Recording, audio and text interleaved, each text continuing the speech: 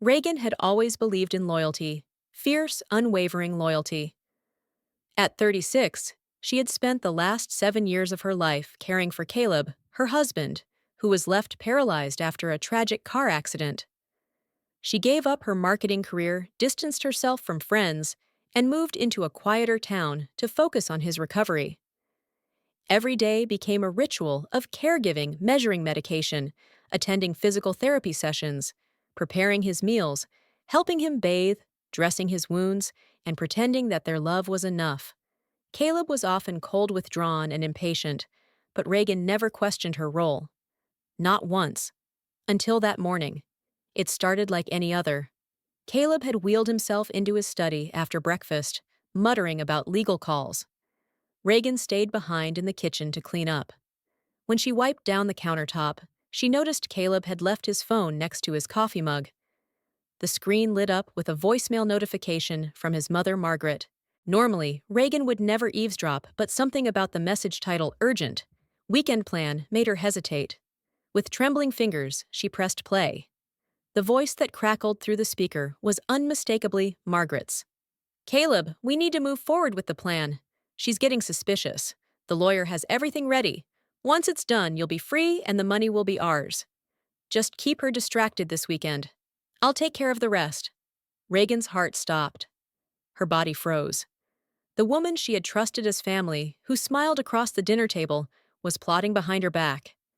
The man she had devoted her life to was in on it. Free from what her? The word stung like a blade. Her breath grew shallow. Her knees weakened. What was the plan? What money? Why distract her? The kitchen, once filled with warmth, now felt cold and foreign. The years of sacrifice, the lost dreams, the quiet nights suddenly felt like a cruel setup. In that moment, Reagan knew she had to find out the truth, even if it shattered everything she believed in.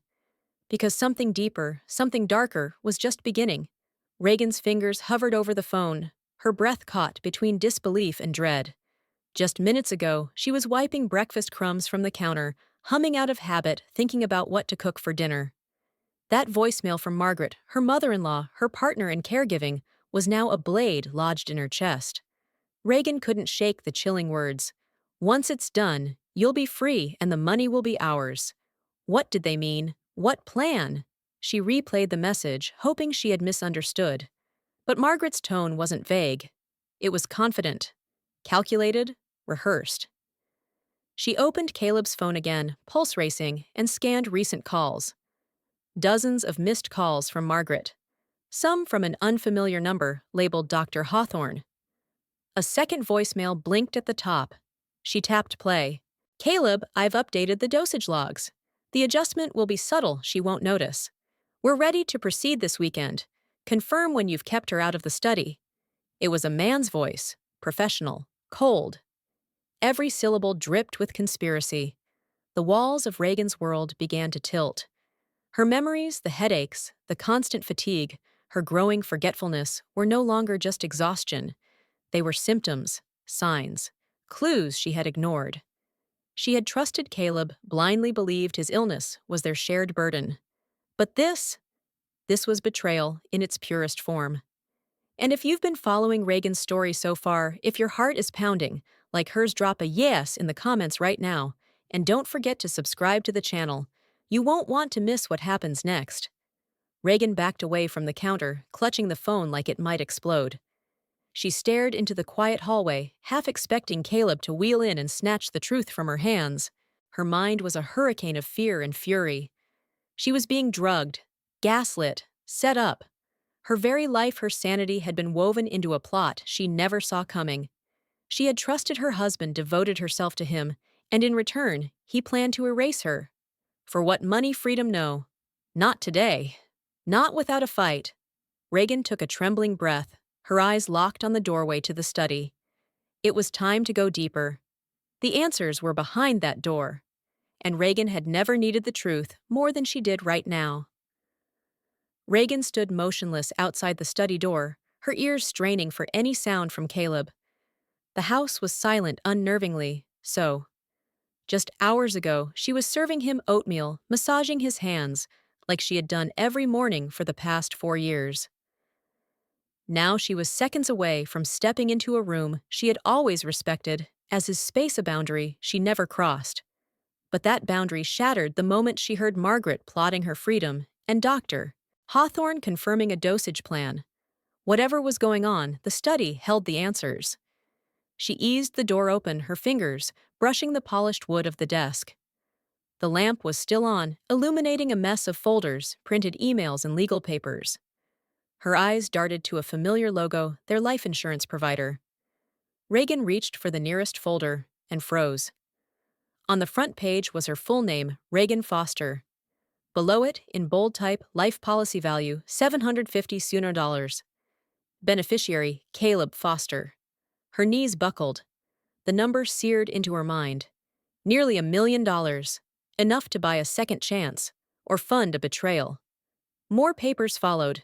Legal documents authorizing a power of attorney. Divorce drafts. Even a physician's report noting early signs of cognitive instability. Her mouth went dry. They were laying the groundwork, painting her as mentally unstable. Her gradual health decline now looked intentional, orchestrated by Caleb and Margaret, covered under the mask of loving concern. The adjusted dosages, the increased fatigue, her forgetfulness, it wasn't stress. It was chemical manipulation. Just yesterday, she laughed off her dizziness, joking that she was just losing her mind a little. But now she saw it for what it was, calculated, cruel conditioning. Designed to make her doubt herself and eventually hand over control. A picture frame on the shelf caught her eye, one from their wedding. Caleb's eyes, once filled with promise, now looked hollow. Had it all been a lie?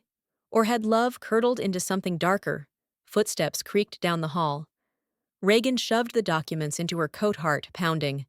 If Caleb found her here, there would be no denying what she knew. The man she had once trusted with her life was now a stranger. And she wasn't safe. Not anymore.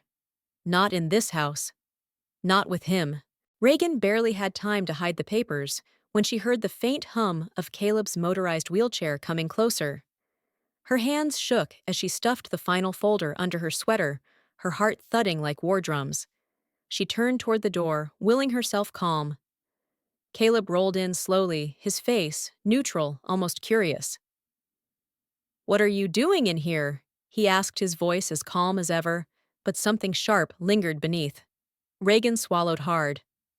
"I was looking for the insurance renewal form. You mentioned it last week." She gestured weakly to the pile on the desk. His eyes darted to the desk, then narrowed. "You shouldn't be snooping," he said quietly. "That room is off limits for a reason." Her stomach twisted. So he knew. "Caleb!" She began, her voice trembling. "What is going on? Why is my name on a life insurance policy I never signed? Why is your mother telling you I'm in the way?" The silence that followed was a chasm. Caleb exhaled slowly, then moved closer. "You're overthinking," he murmured. "You've been under stress. Hallucinations, confusion. That's what Dr. Hawthorne said, remember? That was it. Gaslighting. Just like the notes in his files. Just like the plan." She backed away, bumping into the edge of the desk. "I listened to the voicemail, Caleb. I heard everything." His face went pale. "You did what?" He reached for his phone on the desk, but Reagan was faster. She grabbed it, bolted through the door, and sprinted toward the garage, ignoring his shouts behind her. Fumbling for her keys, she yanked the door open, her breath ragged. The car roared to life as she tore out of the driveway, tires screeching against asphalt. Her phone buzzed again and again, Caleb, Margaret, unknown numbers. But she wasn't answering. She had to get away. She had to survive. If you're still following Reagan's story and your heart's racing too, comment yes, and don't forget to subscribe to this channel for more jaw-dropping plot twists. As she sped toward the city, the evidence in the passenger seat beside her, Reagan knew this was only the beginning. There was more to uncover, more to protect, and more to fight for. The woman who entered the garage was terrified. But the one driving now, she was done being a victim. Reagan gripped the steering wheel tighter as the streetlights flickered past in a blur. Her breath came in shallow bursts, her pulse thundering in her ears. Beside her, the scattered insurance papers fluttered with each gust of air from the open window evidence of the betrayal she could no longer deny. Behind her, headlights glared relentless and closing in. A black SUV, the same one she had seen parked outside her house the past week, but had convinced herself was a coincidence. Not anymore. Her phone buzzed, vibrating across the console like a warning bell. She glanced at the screen, unknown number. Against her better judgment, she picked up. Reagan, came a man's urgent voice, low and slightly distorted. "This is Dr. Hawthorne. You need to get off the road. They know you're gone. I tried to warn you earlier, but the line cut with a sharp burst of static." Her heart slammed against her ribs. So it was true. Even the doctor had turned until now. She turned onto a quieter side street, trying to stay ahead to think. But her thoughts were scattered fragments of Caleb's lies, Margaret's whispers, and the chilling voicemail that still echoed in her ears. She's getting suspicious. This weekend. I'll handle the rest. What had they planned? Poisonous staged accident. Her stomach turned. Suddenly, her rearview mirror lit up. The SUV was back. It accelerated, swerving toward her, like a predator closing in on its prey. Reagan's mind snapped into focus. She couldn't outrun them forever, but she could outthink them. Just ahead was the old train station, abandoned, empty at night, but with multiple exits. She yanked the wheel tires, screeching as she veered off the main road. The SUV followed, its engine roaring louder. She didn't stop. The moment she skidded to a halt behind the station, Reagan jumped out and ran through the side gate, ducking behind rusted containers. Her phone buzzed again. A text this time. "You can't run forever. Turn back, or we'll finish it." She stared at the screen, trembling. Then something shifted in her eyes. Fear turned to fury. No more running, no more pretending. They wanted her gone. But Reagan had no plans of disappearing. Not tonight. Reagan burst through the emergency entrance of St. Lucia General Hospital, barely able to keep her balance as the sliding doors opened. Her limbs trembled from exhaustion, panic, and the lingering effects of the sedatives still coursing through her veins. Behind her, Clara gripped her shoulder, both women gasping for air. "Help us!" Reagan cried, thrusting the crumpled medical files and forged prescriptions into the hands of a bewildered nurse. "They've been drugging me. There's a plan to kill me for the insurance." Her voice cracked, but her eyes were sharp, alive in a way they hadn't been in months. Within moments, doctors swarmed, security was called, and Reagan was wheeled into an exam room. As the fluorescent lights buzzed overhead, a physician administered a reversal agent and monitored her vitals. She could hear Clara outside arguing with a security guard, demanding police be notified immediately. For the first time in days, Reagan felt like she wasn't alone in this nightmare. Then the doors to the ER slammed open. Caleb rolled in, flanked by two broad-shouldered men in black. Margaret followed, her lips curled into that familiar cold smile. "Reagan," she cooed. "Sweetheart, you're confused. You're scaring everyone. Let's go home." Her voice was honeyed poison. Reagan sat up, still weak, but her voice cut like a blade. "Get away from me!" The security guard stepped forward, but was shoved aside by one of the men. Chaos erupted, nurses screaming, patients retreating, alarms blaring. But then Clara stepped into the center of the room, holding her phone high. "This is a live stream," she shouted. "Right now. Thousands are watching." The camera pointed directly at Caleb and Margaret, whose faces froze in shock. "This woman," Clara continued, "has been drugged, manipulated, and nearly murdered. And these people are responsible." Within seconds, the comments flooded in. "Call the police! Protect her! We see you!" Sirens howled outside. Officers burst in, weapons drawn. The hired men surrendered. Margaret screamed. Caleb stared at Reagan with hate. "You'll regret this," he hissed. But Reagan didn't flinch.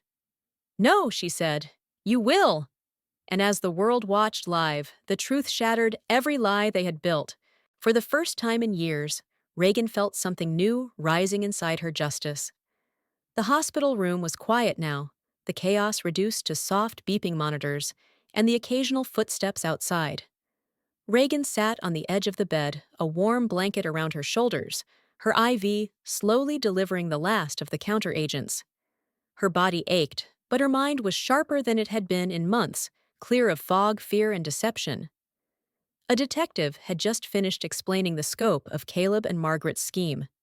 Over $2 million in trust funds siphoned under her nose, forged prescriptions, a plan to make her seem mentally unstable so they could institutionalize her and take everything.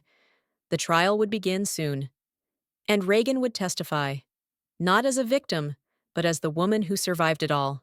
Clara entered with a tea in hand, her presence grounding. "We'll get through this," she whispered. Reagan gave a small nod, her gaze drifting to the window. Outside the city buzzed with headlines about her story. Donations were pouring in, messages of support, but most importantly, justice. Caleb and Margaret were in custody. Dr. Harrow had survived and agreed to testify. For the first time in years, Reagan could breathe. Yet as she scrolled through her phone later that night, one message stopped her cold. "You may have stopped them, but not us. No number, no name, just that." A chill crept up her spine. Was it over or just the beginning? Because sometimes survival is not the end of the story, but the start of something bigger. If you felt every heartbeat in Reagan's journey, comment yes below and subscribe for more powerful, real-life inspired stories. You won't want to miss what happens next.